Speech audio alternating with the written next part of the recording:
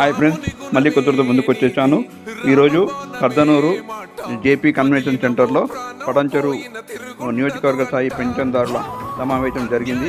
ముఖ్య అతిథిగా పద్మశ్రీ మందకృష్ణ మాదిగ అన్నగారు పాల్గొని జెండా ఆవిష్కరణ చేసిన అనంతరం సమావేశంలో ప్రసంగిస్తూ సెప్టెంబర్ 5న జరిగే మహాగర్జన కార్యక్రమానికి లక్షలాదిగా దివ్యాంగులు పెన్షన్దారులు తరలి వచ్చి హైదరాబాద్ను దిగ్బంధం చేయాలని పిలుపునిచ్చారు. అనంతరం దివ్యాంగులు ఎంతో అభిమానంతో వారికి రాఖీలు కట్టి అభిమానం చాటుకున్నారు. అదేవిధంగా నాకు కూడా రాఖీలు కట్టి వారి అభిమానం చాటుకున్నారు. వారికి మేము ఎప్పుడు రుణపడి ఉంటాం. జై హింద్, జై దివ్యాంగ్. మరియు మందకృష్ణ అన్నగారి అండదండతో దివ్యాంగులు పెన్షన్దారులు ప్రభుత్వాన్ని నిద్రపోయించే పరిస్థితి లేదు.